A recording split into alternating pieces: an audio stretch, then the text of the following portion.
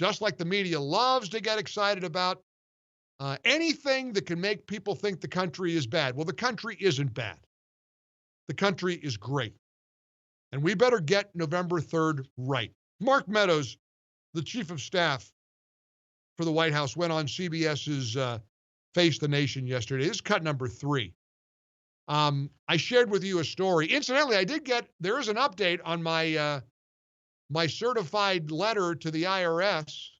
I got the little green card back, so they got it. Now the USPS still says my mail is in transit. I don't mean to rip on the USPS. I'm not trying to attack the United States Postal Service. I'm just giving you a personal experience. I'm sharing with you my personal experience with sending something to Charlotte, North Carolina from Florida. 15 days it's been in transit. I've got the app right here in front of me. Let me look at it. Let me look at tools.usps.com. I've got the phone here in front of me. I'll share this with you. Now, I send by tax day my check and my information to the IRS. Certified return receipt. That's what my wonderful mail lady, Jody, said we should do. Jody and Leah and my wonderful team where I mail packages out of every day and get my mail. And they're like my second family now because they're my home away from home. I go into that mail store more than I go into my own home.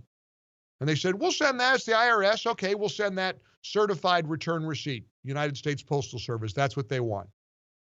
July 13th, it went out. What are we now? August the 3rd? Here's my tracking. Your package is moving within the United States Postal Service network and is on track to be delivered to its final destination. It is currently in transit to the next facility. And then below that in big letters, it says in transit. Well, obviously it's not, because Saturday I got the little green postcard back from the IRS with their signature. They've received it. So I've got the United States Postal Service on something that I spent, whatever I spent, $20 or whatever, to make sure it got there, postmarked July 13th, out on time, want to make sure it got there. To this day, the United States Postal Service is reporting to me that it's in transit, despite getting the green card. And you think they're going to be able to handle mail-in ballots? You honestly think they're going to be able to handle that? Here was Mark Meadows, cut 3 from CBS, Face the Nation, describing why the president raised the alarm about universal mail-in ballots for November 3rd. Well, it was a question mark, and if we look at that, it is responsible for him. It is responsible for him to say that if we try to go to 100% universal mail-in ballots, will we have an election result on November 3rd? No, I would suggest that we wouldn't even have it on January 3rd. But Mr. Meadows, so we've got to make sure that we do this in a proper way where we promote absentee ballots. We make sure that a ballot goes from an individual to the ballot box without someone else having the ability to conduct a fraudulent effort. We're at again, back to Chris Wallace, Fox News Sunday. The first words out of his mouth yesterday, the president creates shockwaves by suggesting the election might be delayed. That's the number one thing he wanted to highlight.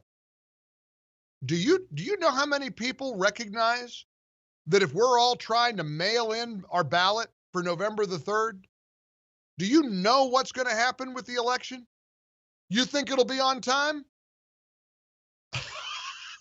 I mean, honest to goodness, even the Washington Post is reporting on all the backlogged United States Postal Service and what a mess it is.